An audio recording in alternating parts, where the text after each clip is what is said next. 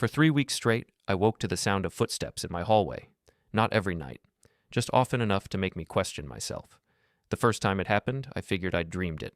The second time, I got out of bed and checked the house, walking through every room with my heart hammering against my ribs like it was trying to break free. Nothing. All the doors locked. All the windows secure. Linda asleep in our bed, breathing soft and steady. The third time, I started to wonder if maybe Tyler was right. Maybe I was confused. I'm 58 years old. I worked 32 years as a plant maintenance supervisor before I semi-retired and started doing handyman jobs around town. I've never been the type to lose track of reality. I know the difference between a dream and a door slamming at 4 in the morning. I know what footsteps sound like on old hardwood floors. But when you hear something nobody else hears, when you see nothing where you swear something was, doubt creeps in. It's like water seeping through a crack in concrete. Slow at first, then suddenly everywhere. Tyler came over on a Wednesday morning. He showed up unannounced, which wasn't unusual. He had a key, always had. He was my son. I trusted him. He found me in the kitchen, standing by the window with a cup of coffee I hadn't touched yet. The sun was just coming up, painting the neighbor's fence a dull orange. I was tired. I hadn't slept well in weeks.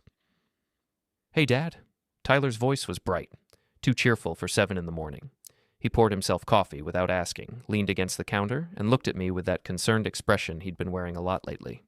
"You okay? You look rough." I turned to face him. Tyler was 32, lean, clean-cut, always dressed like he was about to close a business deal even on his days off. He worked as a manager at some logistics company downtown. I was proud of him once. Thought he'd turned out good. "I'm fine," I said. "Just tired." "Still having trouble sleeping?" I hesitated. Something in his tone made me pause. It was the same tone people use when they talk to someone they think is fragile. Careful, measured, like I might break if he said the wrong thing. "I keep hearing noises," I said finally. "Footsteps, doors, voices." Tyler's expression shifted. Not surprise. Something else. Something I couldn't quite name. "Dad," he said slowly, setting his mug down. "We've talked about this. You've been mixing things up lately. Remember last week when you insisted your doctor's appointment was on Tuesday, but it was actually Thursday? Or when you couldn't find your tools, and we found them in the garage where you always keep them? That's different." "Is it?" He stepped closer, put a hand on my shoulder. The gesture felt rehearsed. "Look, I'm not trying to make you feel bad. I'm worried about you. Mom's worried about you." Linda wasn't his mother. His real mother died when he was 12. Linda and I got married 5 years ago. She was good to him. He called her Mom anyway.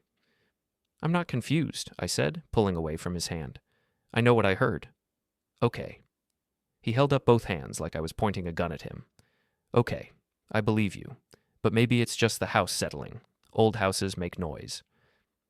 I wanted to argue, wanted to tell him I'd lived in this house for 20 years and knew every creak, every groan, every sound it made when the wind picked up or the temperature dropped. But the way he was looking at me, that careful, worried look, made me swallow the words. Maybe I was losing it. Maybe the noises were in my head. Maybe I was turning into one of those old men who shout at shadows and forget where they parked their car.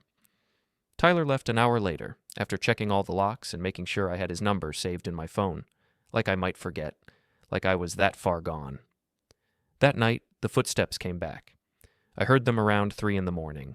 Slow, deliberate, right outside my bedroom door, then a soft click, like a door closing carefully, then voices. Low, muffled.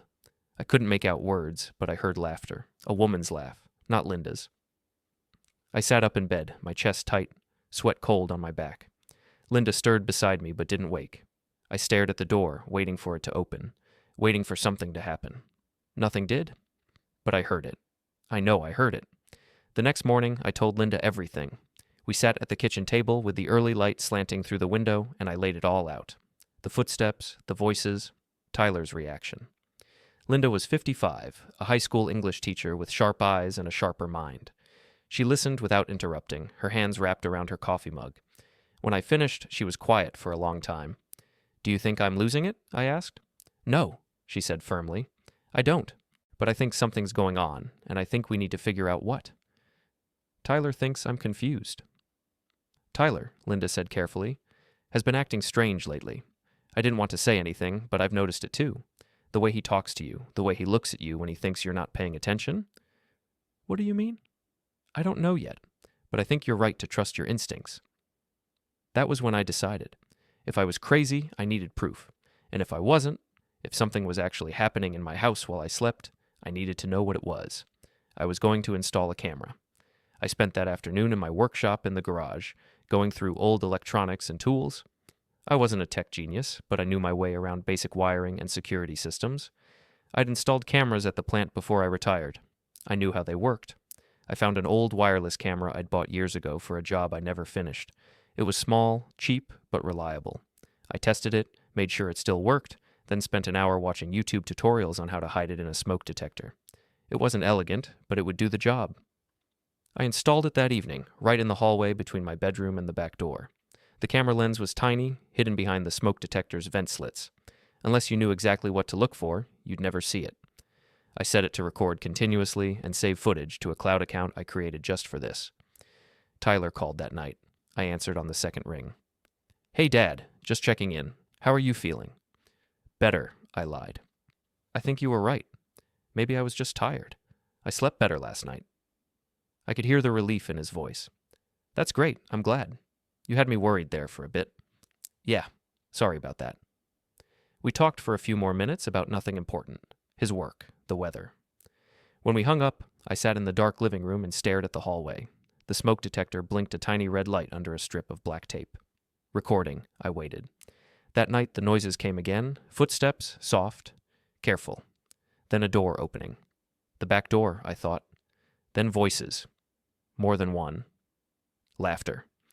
I lay in bed, my hands clenched into fists, forcing myself to stay still, forcing myself not to get up and confront whoever was in my house, because if I did, if I moved, they'd know I was awake. They'd know I'd heard them, so I stayed still. I listened to them move through my hallway, heard something heavy being set down, heard whispers and soft thuds and the unmistakable sound of a woman laughing. The laugh was light, playful, like she was at a party. In my house. At 3 a.m. I didn't sleep after that. I lay awake until the sound stopped, until I heard the back door click shut again, until everything went quiet. When the sun came up, I waited until Linda left for work. Then I sat down at the kitchen table with my laptop and clicked on the camera footage. My hands were shaking. Just slightly, enough to notice. I hit play. The timestamp said 3:07 a.m. The hallway was dark, lit only by the faint glow of a nightlight I kept plugged in near the bathroom. For a few seconds, nothing happened. Then the back door opened. Tyler stepped inside first. I recognized him immediately, even in the dim light. He was wearing jeans and a dark jacket, moving quietly, like he didn't want to wake anyone. Behind him came Brianna, his wife. Then 3 other people I didn't recognize. 2 men, 1 woman. They carried bags, small coolers, and something that looked like a folding ring light. Tyler locked the door behind them and whispered something I couldn't hear. Brianna laughed. That same laugh I'd heard from my bed. They moved through the hallway like they owned the place. One of the men set the ring light down near the living room entrance. The woman opened a cooler and pulled out drinks. Tyler checked his phone, said something, and they all laughed again. "Our little rental is open for business," Brianna said. Her voice was clear enough to make out this time. I felt something cold settle into my chest. They weren't just in my house. They were using it, treating it like some kind of after-hours clubhouse. And Tyler, my son, was letting them. I watched the rest of the footage. They stayed for almost 2 hours, talking, drinking, taking pictures with the ring light. At one point, Brianna stood in front of my bedroom door and posed, making a creepy face while one of the men filmed her on his phone. "Old man's in there," she whispered, probably dreaming about the good old days. They all laughed. I watched Tyler lean against my wall, scrolling through his phone, completely at ease. Like this was normal. Like he had every right to be here. When they finally left, I kept watching. I went back through previous night's footage. The camera had been recording for 3 nights before this. I found 2 more instances. Different people, same setup. Tyler and Brianna treating my house like a party spot. I heard them talking about me. "Once we get him into assisted living," Tyler said, his voice casual, like he was talking about the weather, "we can flip this place, turn it into something full-time." "You think he'll go quietly?" one of the men asked. "He's already showing signs," Brianna said. "Confusion, forgetfulness. We've been documenting it. I've been telling people he's losing it. By the time we get the doctor to sign off, nobody's going to question it. And if she makes it difficult, then we make it more difficult for her," Brianna said, smiling. They laughed, all of them, like erasing me from my own life was a joke they shared. I closed the laptop. For a long time, I just sat there, staring at the closed screen, my mind racing through everything I'd just seen and heard. My son, my own son, planning to have me declared incompetent, planning to take my house, using me as entertainment for his friends. They thought I was confused. They thought I was losing my mind. Good. Let them keep thinking that. Because while they underestimated me, while they laughed at the confused old man, I was going to take everything they cared about and burn it to the ground. I opened the laptop again and started backing up the footage to 3 different cloud accounts. Then I made copies on 2 external hard drives. Then I sat back and started planning. Tyler wanted to play games? Fine. I'd show him what an old, confused man could do. As the story unfolds, hit the hype button, like, subscribe, and write in the comments. Would you forgive them or walk away? Linda got home around 4:30 that afternoon. I heard her car pull into the driveway, heard the door slam, heard her keys jingle as she unlocked the front door. I was still sitting at the kitchen table, the laptop open in front of me. The footage paused on a frame of Tyler's face caught mid-laugh. She stopped in the doorway when she saw me. "Harold?" Her voice was careful. "You okay?" I looked up at her. Linda had this way of reading people that most teachers develop after years of dealing with lying teenagers. She could tell when something was wrong just by looking at you. Right now, she looked at me and knew. "Sit down," I said. She set her bag on the counter and pulled out a chair across from me. "What happened?" I turned the laptop around and hit play. She watched the whole thing without saying a word. Her face went pale, then red, then pale again. When it got to the part where they talked about putting me in assisted living, about flipping the house, her hands clenched into fists on the table. When the video ended, she sat back and stared at the ceiling for a long moment. Linda rarely cursed. When she did, it meant she was past angry and into something colder. "They've been doing this for weeks," I said, "using the house, planning to get rid of me, telling people I'm confused so nobody questions it when they make their move. We need to call the police." "And tell them what? That my son used his key to enter my house? That he's telling people I'm forgetful?" I shook my head. "They'll look at the footage and see people having drinks in a private residence. They'll see Tyler, who has legal access to this house. They won't see a crime. Elder abuse is a crime. Proving it is another thing, especially when the victim is supposedly losing his mind." Linda leaned forward, her eyes sharp. "So what do we do?" I'd been thinking about that all day, turning it over in my mind, looking at it from every angle. "We let them think they're winning," I said. "We keep recording. We let them dig themselves deeper, and we gather enough evidence that when we're ready, there's no way they can spin it. You want to wait? I want to be smart. If we move now, they'll twist it. They'll say I'm paranoid, that I'm confused, and seeing threats where there aren't any. We need more. We need them on record saying things they can't take back. We need documentation that holds up in court, and we need to protect this house legally before they try to take it." Linda was quiet for a moment, thinking. Then she nodded slowly. "We need a lawyer." "I know one. Carla Jensen. She handled estate planning for a friend of mine a few years back. She specializes in elder law. Call her tomorrow." That night, I lay in bed and stared at the ceiling, listening.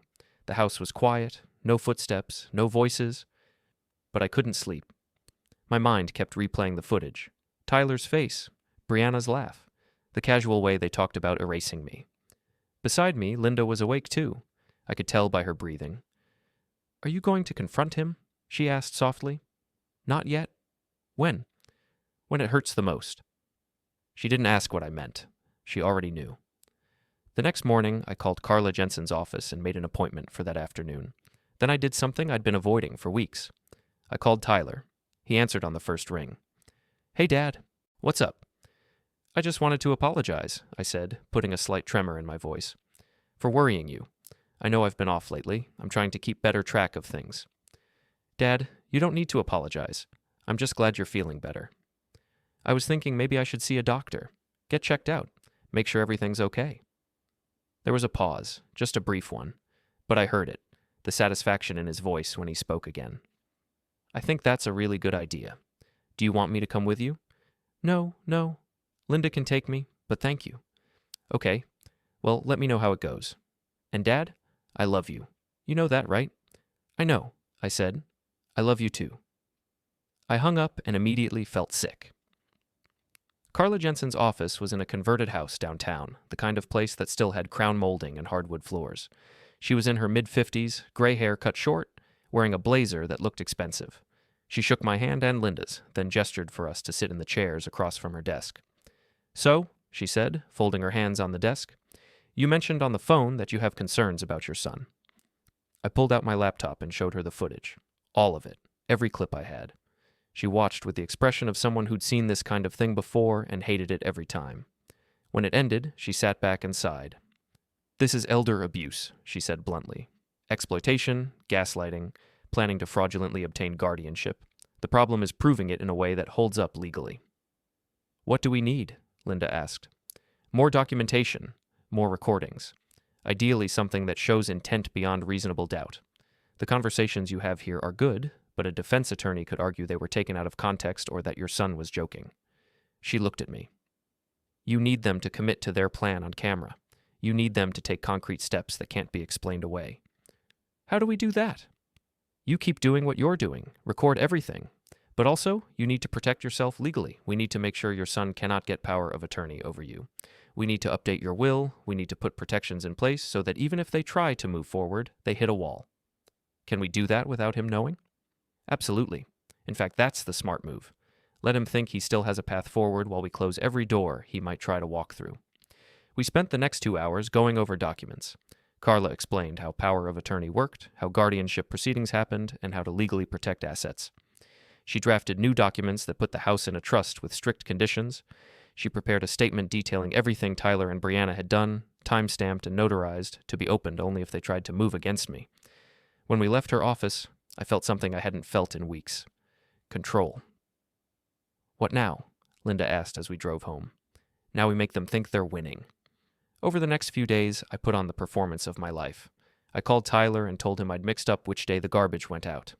I asked Linda in front of him where I'd left my reading glasses when they were on my head. I forgot Nolan's name, Tyler's boss, and called him Norman instead. Tyler ate it up. I could see it in his face. The concern that was really satisfaction. The gentle corrections that were really confirmation. He was documenting my decline, taking notes, building his case. Good. Let him. Because while he was watching me play confused, I was installing more cameras. One in the living room, hidden in a bookshelf.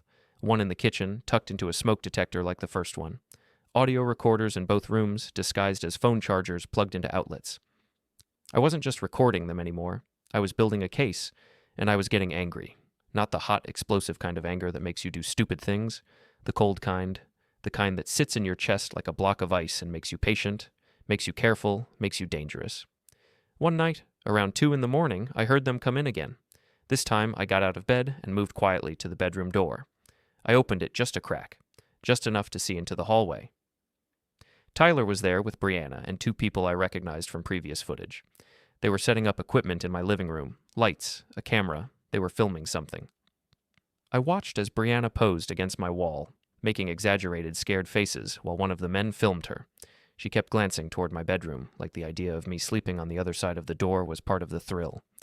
"This is gold," she whispered. "The abandoned house creepy vibe with the old man actually here. People are going to love this." They were making content, using my house as a backdrop for whatever social media garbage they were peddling, using me as part of the aesthetic. I watched for another minute, then carefully closed the door. I didn't sleep that night either.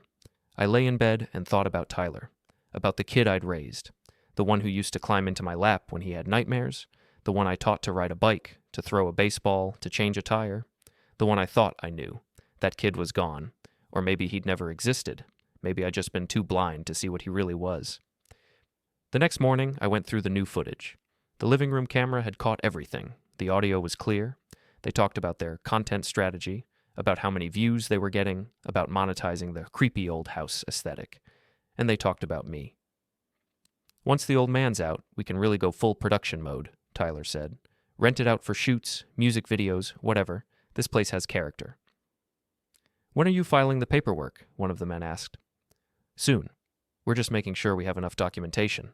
My dad's been getting worse, more confused. It won't be hard to convince a judge. What about his wife?" "She'll fall in line," Brianna said confidently. "She knows where the money is. If she fights it, she's out too." I saved the footage, backed it up, added it to the growing collection. Then I called Tyler. "Hey, Dad." He sounded distracted, probably at work. "I was thinking," I said. "Maybe you were right about seeing a doctor. I've been forgetting more things lately. It's starting to worry me." "Really?" His voice perked up. "That's good, Dad. That's really good that you're recognizing it. Do you want me to set up the appointment? Would you? I don't trust myself to get the time right."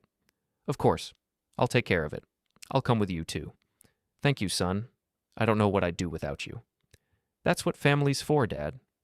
When I hung up, Linda was standing in the doorway, watching me. "You're good at this," she said quietly. "At what?" "Lying." I looked at her. "I learned from the best." That afternoon, I did something I'd been planning since I first saw the footage. I drove to Tyler's workplace. The logistics center was a sprawling complex on the edge of town, all glass and steel and corporate blandness. I'd done contract maintenance work here years ago, back when the building was first constructed. I knew the layout. I knew people who still worked here. I parked in the visitor lot and went inside. The receptionist recognized me. "Harold, it's been forever. What brings you by?" "Just thought I'd stop in and say hi to Nolan. Is he around?" "I think he's in his office. You know where it is?" "I remember." I took the elevator to the 3rd floor and walked down the hallway to Nolan Hughes's corner office. The door was open. He was sitting at his desk, typing on his computer, wearing a suit that probably cost more than my car. I knocked. He looked up, and his face broke into a smile. "Harold Kent. What a surprise. Come in, come in." I stepped inside and shook his hand. Nolan was in his early 40s, clean-cut, polished, the kind of guy who'd climbed the corporate ladder by being competent and likable in equal measure. We'd gotten along well when I worked here. "How are you doing?" he asked, gesturing for me to sit. "I haven't seen you in, 2 years?" "At least. I'm doing well. Just wanted to stop by, say hello, see how things are going." We chatted for a few minutes about nothing important. The building, the company, changes in management. Then I steered the conversation where I wanted it. "Tyler's doing well here, I hear." "Oh yeah, he's a solid manager. Good with people, reliable." Nolan leaned back in his chair. "Although I have to say, I admire how he's handling everything with you." I raised an eyebrow. "With me?" "Yeah. He mentioned you've been having some health issues. Memory problems. I can tell it's weighing on him, but he doesn't let it affect his work. That takes real strength." I kept my face neutral. "He told you that?" "Just in passing. He was explaining why he needed some flexibility with his schedule. Doctor's appointments, that kind of thing. Don't worry, I'm not making it an issue. Family comes first." "That's good to know," I said slowly. "That he has support here."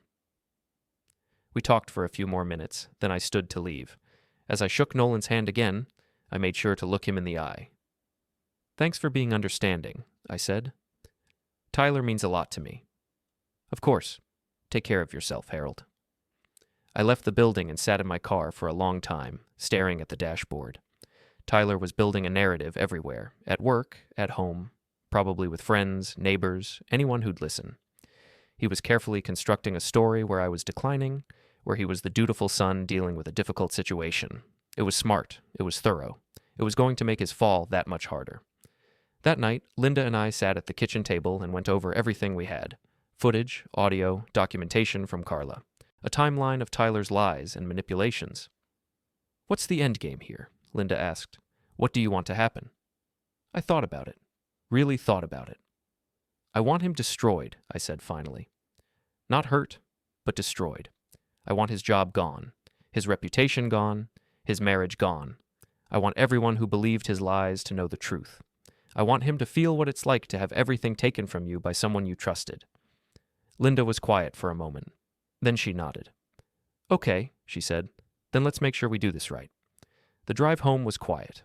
Linda kept glancing at me, but I stared straight ahead, hands on the wheel, mind strangely empty. It was done. The plan I'd been building for weeks had just detonated in front of everyone who mattered. Tyler's boss, his coworkers, his friends, the police, and most importantly, Tyler himself. He'd seen it all fall apart in real time. Linda finally spoke when we pulled into the driveway. "Do you think it worked?" "Check your phone," I said. She did. Her eyes widened as she scrolled. "It's already online. 3 different videos of the confrontation. Someone posted it to the town Facebook group. The comments..." She kept reading. "People are calling him disgusting. Someone recognized him and tagged his employer." "Good. Harold, there are already 200 comments. 200 people who know the truth now instead of the lies he was spreading. We went inside. I checked my email on my laptop. Carla had sent a message confirming that she'd filed the formal complaint with the State Elder Abuse Registry. It was official now, on record. Tyler Kent had a file listing him as a perpetrator of elder exploitation and abuse. That would follow him. Job applications, background checks, any attempt to get power of attorney over anyone ever. It would all show up. My phone rang. Unknown number. I answered anyway. Mr. Kent, this is Monica Reeves from the Sentinel. The local newspaper.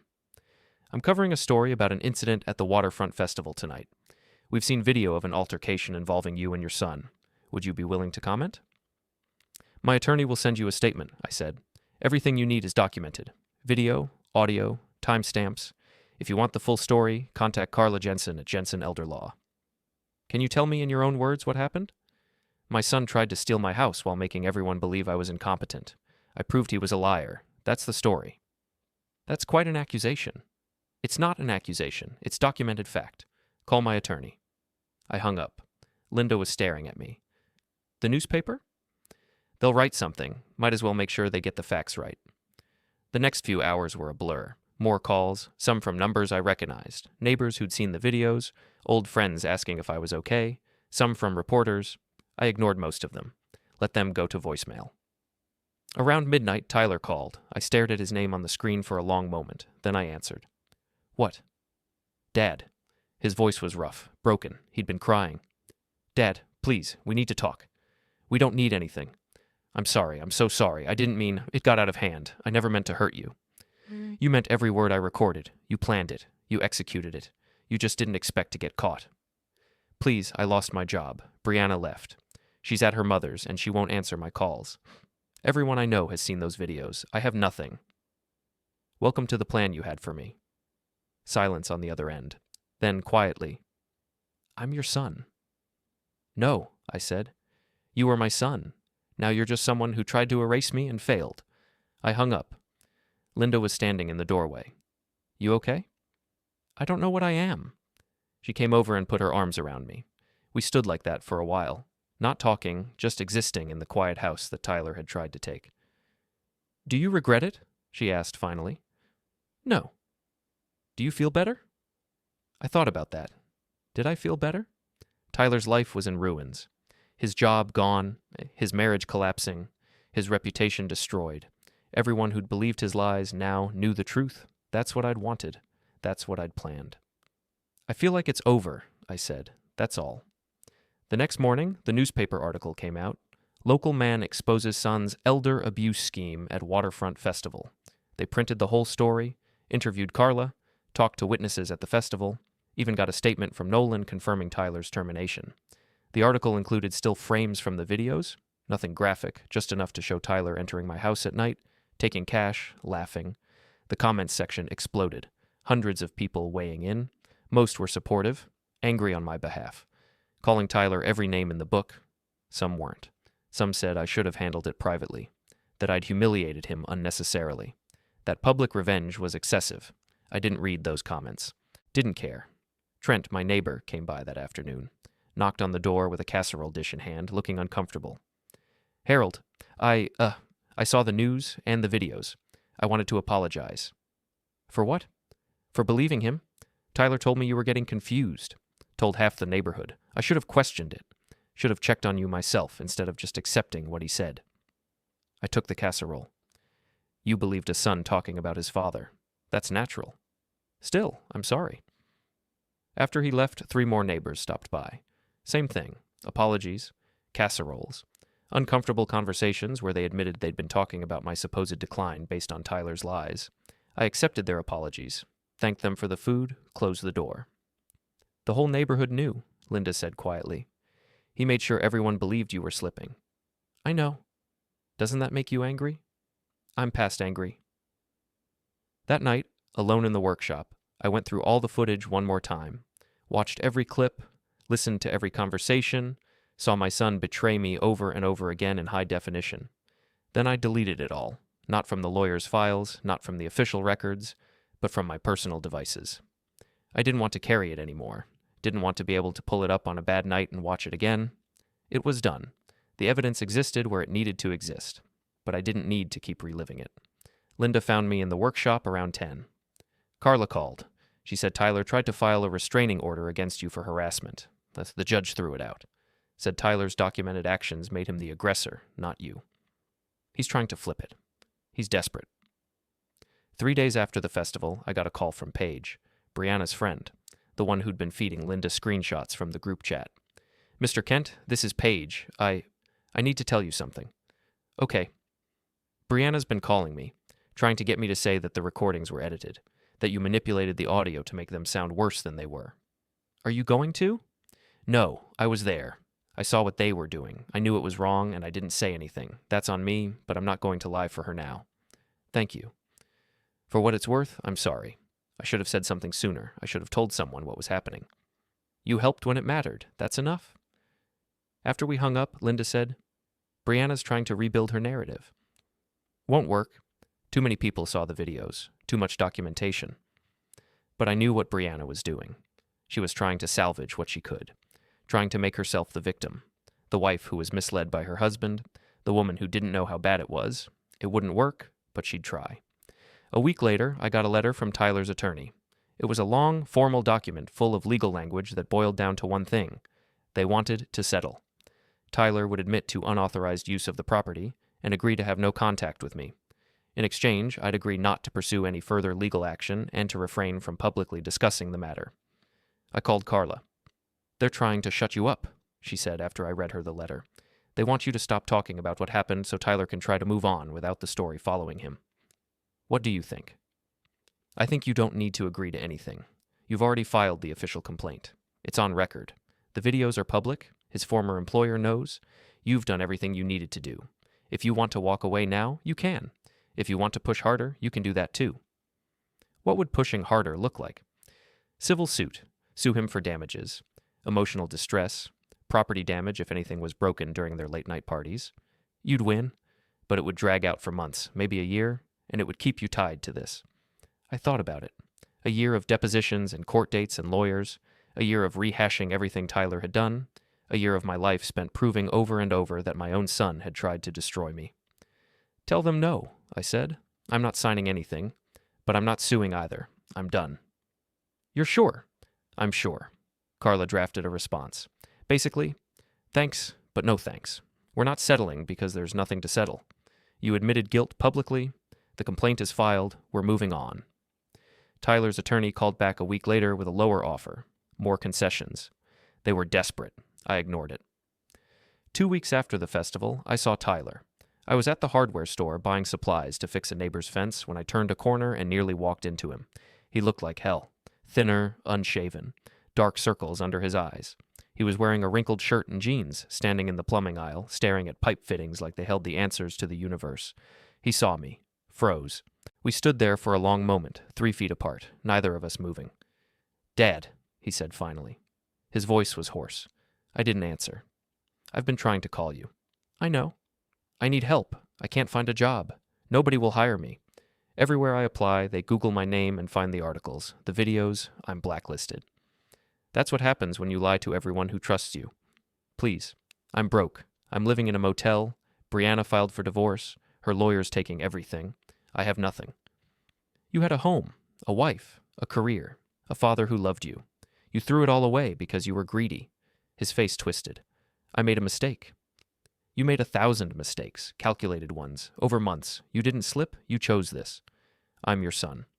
You gave up that right when you decided I was worth less than real estate equity. I walked past him. He didn't follow. When I got to the car, Linda was waiting.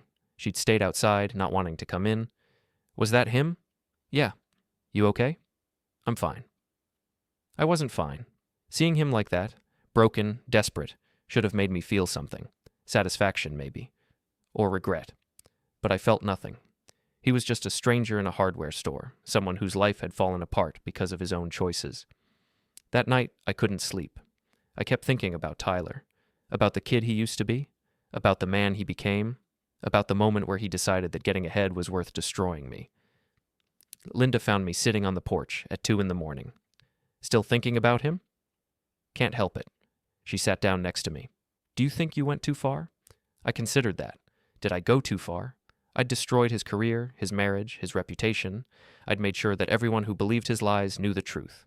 I'd humiliated him publicly and made it impossible for him to rebuild easily. No, I said. I think I went exactly as far as I needed to. Some people think you should have just kicked him out of the house and moved on. Those people weren't the ones being gaslit and exploited. Those people didn't have their own son planning to erase them. Fair point?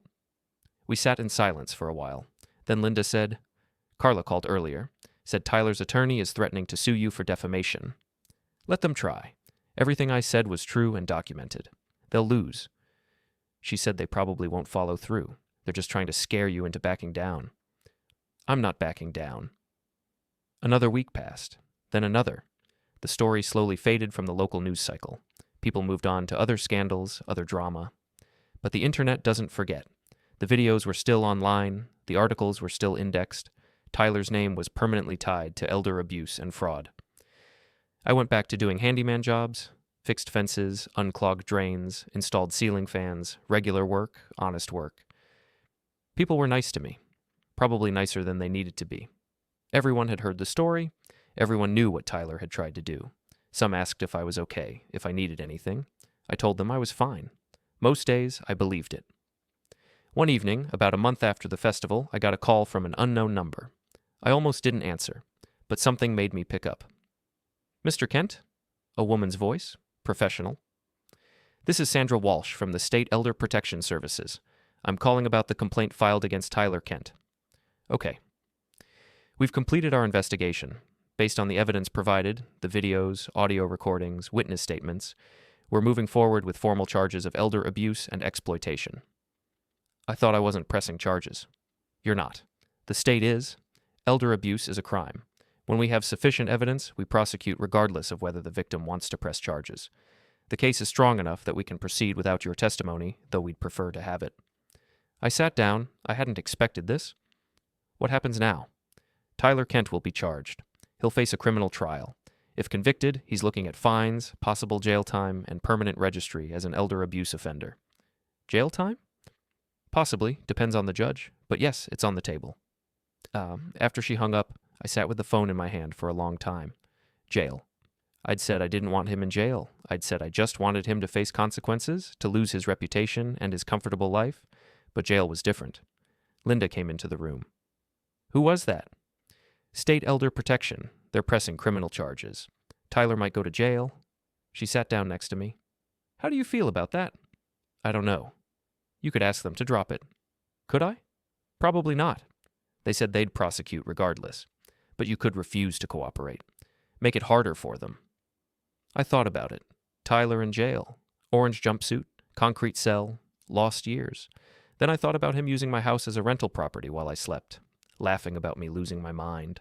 Planning to have me declared incompetent and thrown into a care facility. Taking cash from strangers he let into my home? No, I said. Let them prosecute. Linda nodded.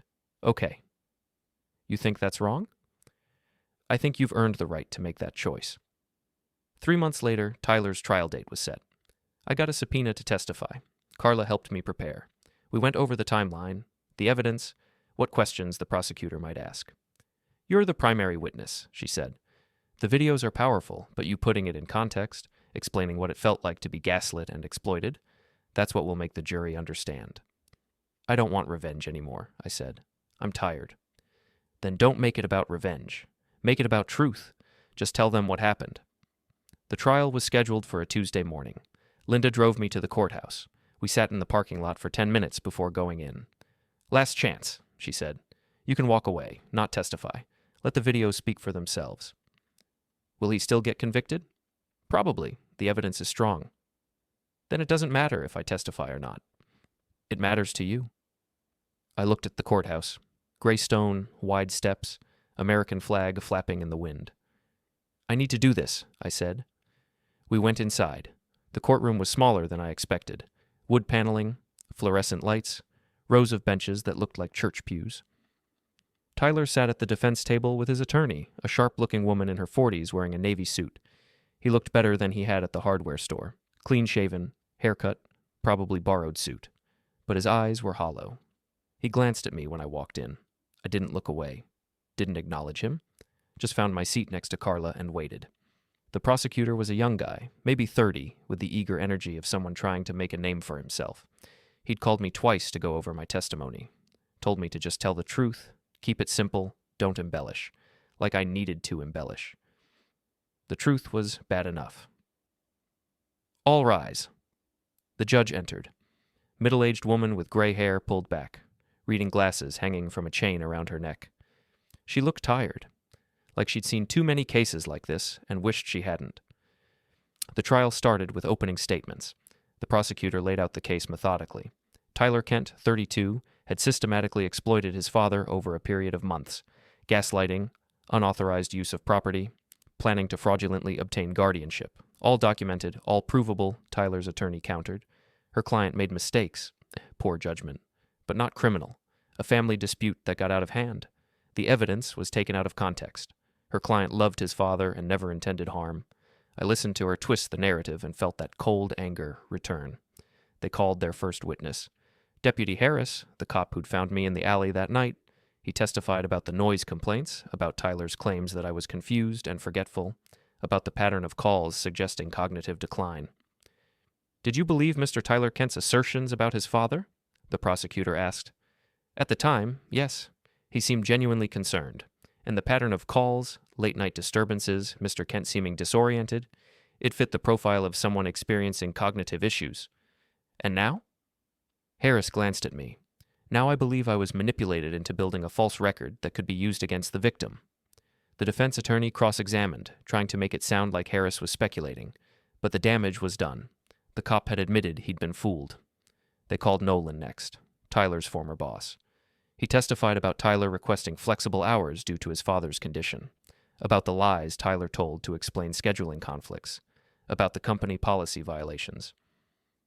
"When did you first learn the truth about Mr. Tyler Kent's activities?" the prosecutor asked. "At the Waterfront Festival.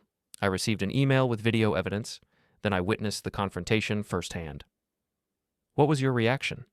Shock, anger, betrayal?" Tyler was a good employee. I trusted him. To learn he'd been lying to me, using the company's reputation as cover for exploiting his father, it was unconscionable. The defense attorney tried to paint Nolan as vindictive, a boss angry about being lied to, exaggerating the severity to justify firing Tyler. But Nolan held firm. He had the emails, the documentation, Tyler's own words on video. Then they called me. I walked to the witness stand, put my hand on the Bible, swore to tell the truth. Sat down. The prosecutor approached. "Mr. Kent, thank you for being here. I know this is difficult. Can you tell the court, in your own words, what happened?" I took a breath. For weeks, I heard noises in my house. Footsteps, voices, doors. My son told me I was confused, that I was mixing things up. He made me doubt myself. Made me think I was losing my mind. "What did you do?" "I installed a camera. I needed to know if I was crazy or if something was really happening." "And what did you discover?"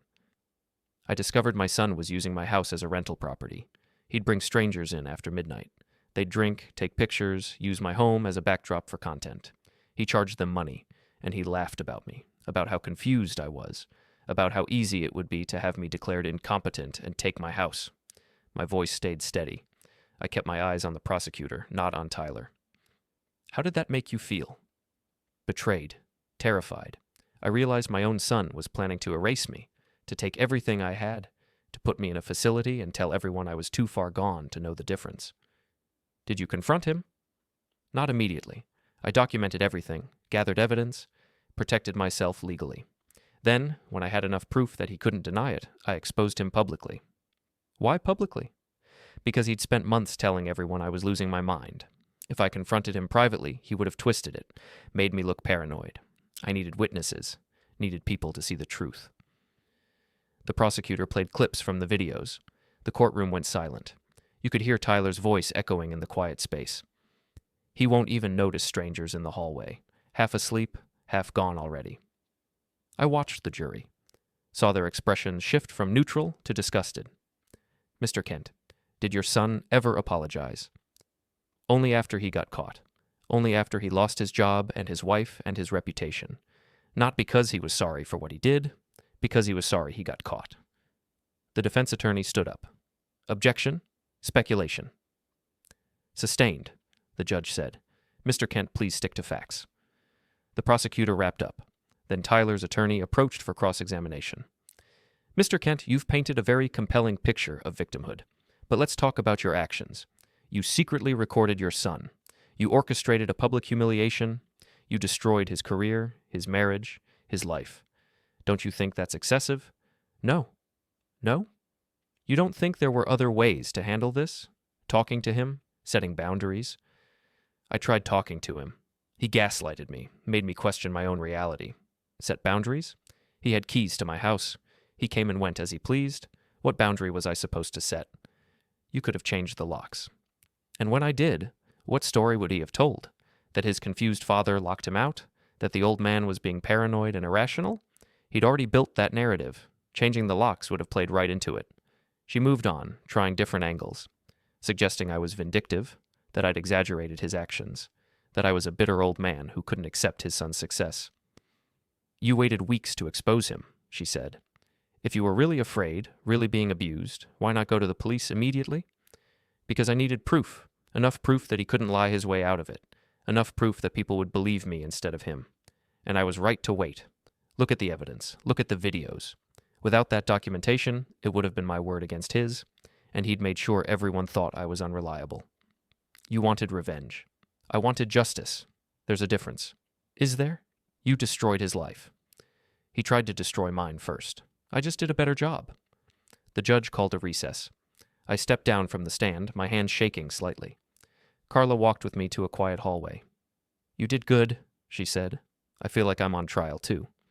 You're not. She's trying to make you look vindictive, but the evidence is too strong. The jury can see that. When we went back in, the defense called Tyler to the stand. He testified in his own defense, admitted to poor judgment, said he'd made mistakes, never meant to hurt his father, got caught up in a bad situation and didn't know how to get out. Did you love your father? His attorney asked. Yes, I still do. Did you intend to harm him? Never. The prosecutor stood up for cross-examination.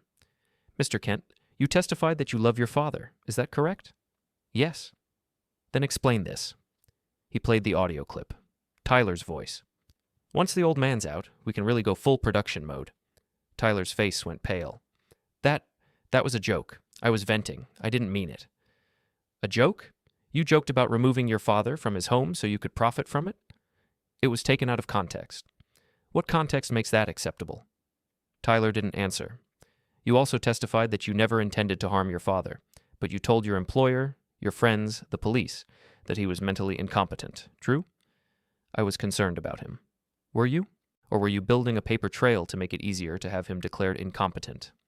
That's not... I wouldn't... You contacted an attorney about guardianship proceedings, didn't you? Tyler hesitated. Yes, but just to explore options. Options for what? For if my dad needed more care than we could provide at home? Or options for taking his house? Objection, Tyler's attorney said. Argumentative. Sustained. Move on. The prosecutor pulled up more clips, more audio, more evidence. By the time he was done, Tyler looked like he wanted to disappear into the floor. The trial lasted 3 days. Witness after witness.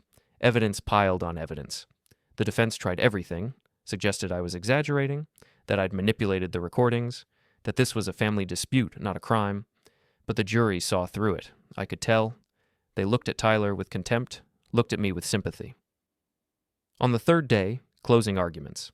The prosecutor summarized everything, called it what it was, systematic, calculated elder abuse, a son exploiting his father's trust for financial gain. Tyler's attorney tried to humanize him, talked about mistakes and poor judgment, asked the jury to consider that families are complicated, that this didn't rise to the level of criminal abuse. The jury deliberated for 6 hours. When they came back, I was sitting in the hallway with Linda. Carla came out to get us. They're ready, she said.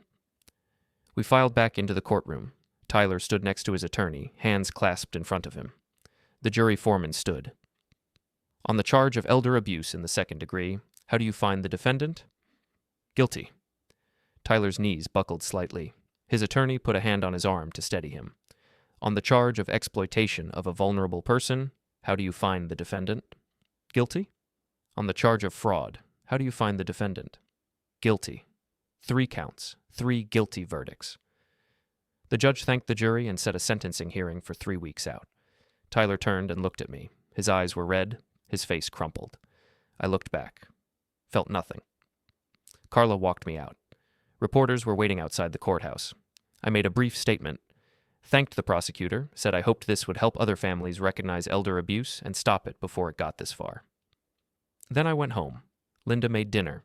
We ate in silence. After, I sat on the porch and watched the sun go down. "How do you feel?" Linda asked, joining me. "Tired." "Tyler's going to jail. You know that, right? Those convictions carry prison time." "I know. Can you live with that?" I thought about it. Tyler in prison, my son, the kid I raised, locked in a cell because of what he'd done, because of what I'd exposed. "Yeah," I said finally. "I can live with that." 3 weeks later, Tyler was sentenced to 18 months in county jail, followed by 5 years probation. He'd also have to register as an elder abuse offender, pay restitution, attend counseling. I didn't go to the sentencing, didn't want to watch. Carla went and called me after. "He cried," she said. Apologized to the judge. Said he'd do anything to make it right. Too late. Yeah, the judge said the same thing. Said Tyler had numerous opportunities to stop, to come clean, to do the right thing, and he chose not to. So he gets to live with the consequences. After the trial, things slowly returned to normal, or what passed for normal now. I went back to my handyman jobs. People stopped asking me about the trial after a few weeks. The story faded, but it didn't disappear. The articles were still online. The videos were still out there. Tyler's name was permanently linked to what he'd done. Brianna divorced him while he was awaiting sentencing. Took everything in the settlement. Last I heard, she'd moved to another state, changed her name on social media, tried to rebuild her life somewhere people didn't know the story. Paige sent me a message apologizing again. Said she should have spoken up sooner. I told her it was okay. She'd helped when it mattered. That was enough. Nolan sent a formal letter. Said the company had updated their employee conduct policies because of what happened. Added more oversight, more accountability, trying to make sure nothing like this could happen again under their watch. I appreciated the gesture. Didn't change what happened, but it was something. 6 months after the trial, I was fixing a neighbor's fence when a car pulled up. A woman got out, maybe 40, professional looking. "Mr. Kent?" "Yeah." "I'm Rachel Stern. I'm a producer for a documentary series about elder abuse. We'd like to tell your story, if you're willing." I set down my hammer. "I don't know." "We're trying to raise awareness, help people recognize the signs. Your case is unusual because of how thoroughly you documented everything, how you fought back. We think it could help a lot of people." "I'll think about it." She gave me her card and left. That night, I told Linda about it.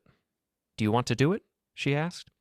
"I don't know. Part of me wants to move on, forget it ever happened. But another part thinks maybe Rachel's right. Maybe telling the story could help someone else. It's your choice. No pressure either way." I thought about it for a week. Then I called Rachel and said yes. They filmed for 3 days. Interviewed me, Linda, Carla, Nolan, showed the videos, walked through the timeline. It was exhausting, reliving everything, but also cathartic in a way. The documentary aired 8 months later. It made a splash. News coverage, social media discussion. Suddenly my story was everywhere again. And the messages started coming in, dozens of them, from people who'd experienced similar things, adult children exploiting parents, families using cognitive decline as a cover for theft and abuse, people who felt trapped and didn't know how to fight back.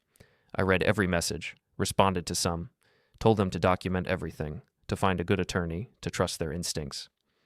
One message stood out, from a woman in Texas whose son was doing exactly what Tyler had done, using her house, telling everyone she was confused, building a case to have her declared incompetent.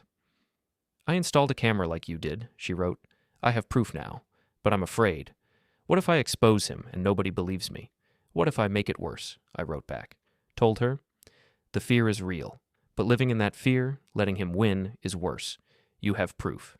Use it. Protect yourself legally first, then expose him. Make sure people know the truth." She wrote back a month later, said she'd followed my advice and hired an attorney, gathered more evidence, then confronted her son in front of his siblings. He'd tried to deny it, but the videos made that impossible. He was cut off from the family, lost access to her home and finances. She was safe now. "Thank you," she wrote. You showed me it was possible to fight back. That message made everything worth it. All the pain, all the anger, all the exhausting months of documenting and planning and executing. If one person escaped what I'd gone through because I'd shared my story, it was worth it. But it didn't heal the wound of knowing my own son had tried to erase me, had seen me as nothing more than an obstacle to what he wanted. That wound was permanent. One night, almost a year after the festival, Linda and I were sitting on the porch when a car pulled up. Tyler got out. He'd been released early for good behavior, looked thinner, older. He walked slowly up the driveway, stopped at the bottom of the porch steps. "Dad." I didn't answer. "I know you don't want to see me. I know I don't deserve it. But I needed to say this in person." He took a breath. "I'm sorry. For everything. I can't explain why I did what I did. I can't make excuses. I was selfish and stupid, and I hurt you in ways I can never fix. I don't expect forgiveness. I just wanted you to know that I'm sorry, and that I'm going to spend the rest of my life trying to be better than I was." He stood there for a moment, waiting. When I didn't respond, he nodded and turned to leave. "Tyler." He stopped, turned back. "You're right," I said. "You can't fix it. You can't make it right. The son I thought I had died the moment you decided I was worth less than real estate. The man standing on my driveway is a stranger who shares some DNA. That's all." His face crumpled. "Dad, please." "I'm not your dad anymore. I'm just someone you used to know. Someone you betrayed. Someone who made sure you'd never do to anyone else what you did to me. That's all we are now. Can't we?" "No, we can't. Go rebuild your life somewhere else, far from here, far from me. And maybe someday you'll understand what you took from both of us." He stood there for a long moment, tears running down his face. Then he got back in his car and drove away. I watched his taillights disappear down the street. "Was that too harsh?" I asked Linda. "No," she said softly. That was exactly what he needed to hear. I never saw Tyler again.